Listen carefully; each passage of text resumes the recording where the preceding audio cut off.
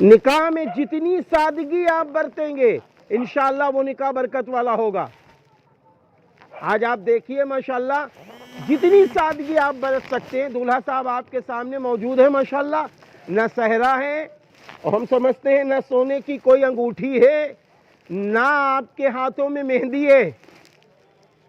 ایسے دولہا بننا چاہیے بھائی، جیسے ہم نماز پڑھنے جا رہے ہیں ایسے دولہا بننا چاہیے، ہم حج کرنے جا رہے ہیں ایسے دولہا بننا چاہیے۔ اس لیے کہ امام اعظم ابو حنیفہ رحمۃ اللہ علیہ کے نزدیک معلوم ہے نکاح پوری زندگی کی عبادت ہے، نکاح پوری زندگی کی عبادت ہے۔ اس لیے آئیے پیارے مسلمانوں، ہم یہ طے کریں، عہد کریں، نکاح سادگی سے کریں گے اور اپنا دولہا اسلامی بنا کے لے کے جائیں گے۔ اسلامی دولہا بناؤ گے برکتیں بہت ملیں گی، رحمتیں ملیں گی، جتنی سنتیں زندہ ہوں گی نکاح میں برکت داخل ہو جائے گی۔ ہاں، نکاح میں برکتیں داخل ہو جائیں گی۔ اللہ تعالیٰ نے قرآن کریم میں فرمایا، جو ابھی میں نے آیت پڑھی، یا ایھا الذین آمنوا اتقوا اللہ وقولوا قولا سدیدا یصلح لکم اعمالکم ویغفر لکم ذنوبکم۔ اے ایمان والو، اللہ سے ڈرو اور سچی سچی بات کہو،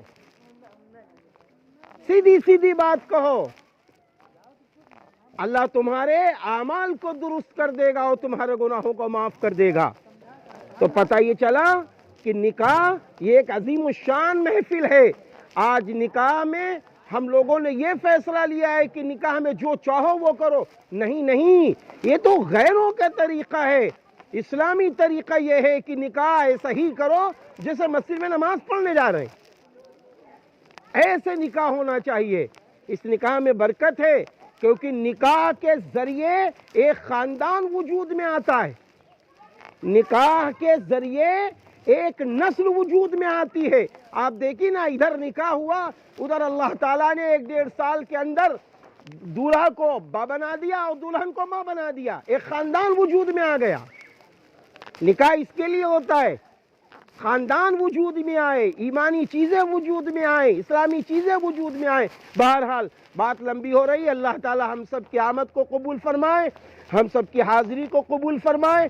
ہمیں ماشاءاللہ اچھا لگا، ہم جیسے ہی آئے، ہم نے جیسے ہی دیکھا طبیعت خوش ہوئی کہ ہاں